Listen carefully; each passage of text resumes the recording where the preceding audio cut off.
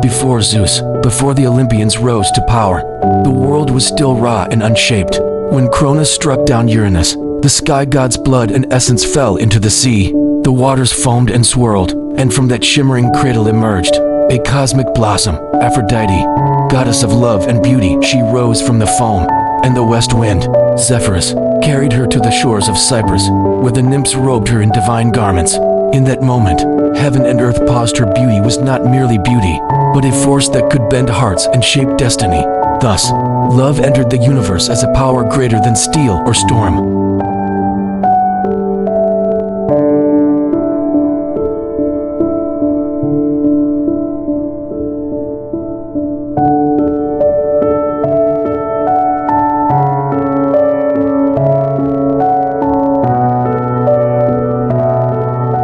When Aphrodite stepped onto Olympus, the gods themselves were breathless. To prevent rivalry, Zeus married her to Hephaestus, the kind-hearted but lame god of the forge. Yet Aphrodite's heart was not one to be bound.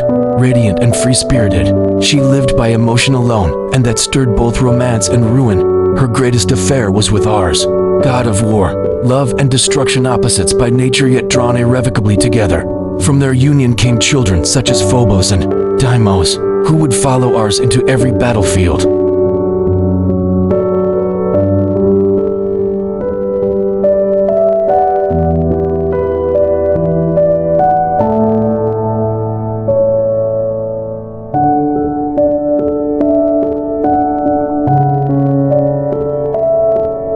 Eros, her son and closest companion, executed her will across gods and mortals alike.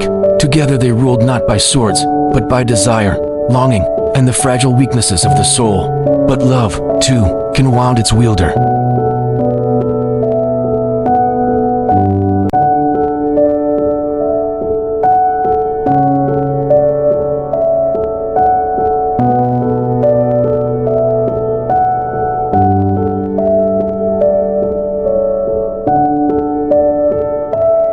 When mortals began praising the beauty of Psyche, claiming she surpassed even Aphrodite, the goddess's wrath ignited. She ordered Eros to curse the girl with a monstrous love. But fate twisted, Eros fell in love with Psyche instead. Aphrodite set upon Psyche a series of impossible trials, sorting thousands of seeds in a single night, gathering golden fleece from the sun's savage rams, descending into Hades to retrieve Persephone's casket of beauty. Yet Psyche succeeded. In the end, Zeus granted her immortality, and Aphrodite reluctantly accepted her as a daughter-in-law. For the first time, Aphrodite understood, not even the goddess of love can command the direction of every heart.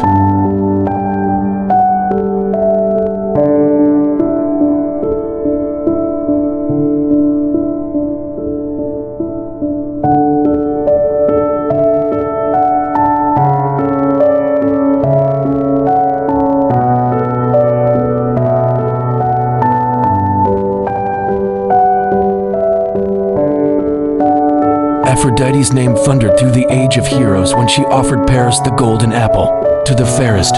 In exchange, she promised him the most beautiful woman alive, Helen. This single promise kindled the 10-year war of Troy. Aphrodite protected Paris and Aeneas, yet she witnessed Troy's towers collapse, countless warriors fall, love itself become the spark of catastrophe. Here she learned, beauty and affection, in the wrong hands, can become the sharpest blade of all.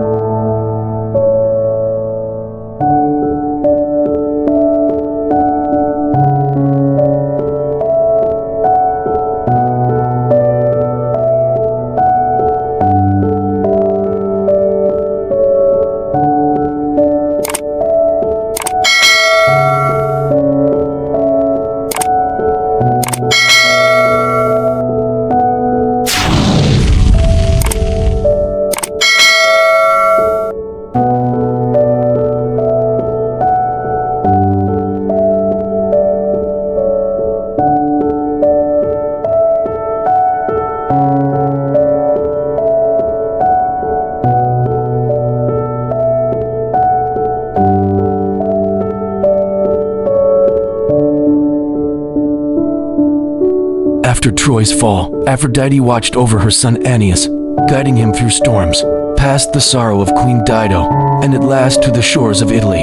From him would descend the Roman people. Thus Aphrodite became not only a Greek goddess, but Venus, the divine matriarch of a future empire.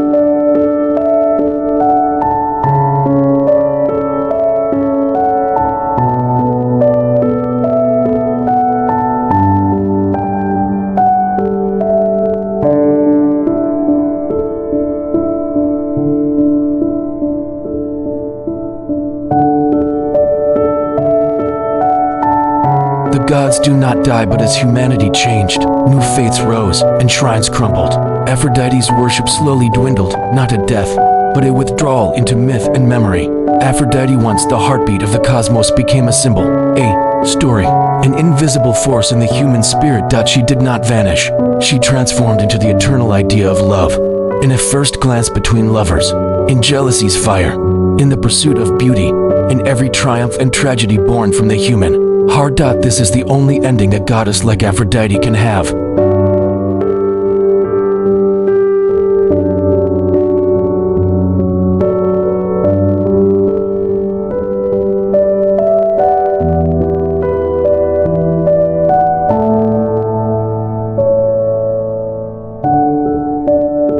Born from sea foam, rising to Olympus, shaking both gods and mortals, and finally retreating into eternity, Aphrodite's life does not close with death, but with her transformation into a timeless principle. For as long as love exists, Aphrodite endures.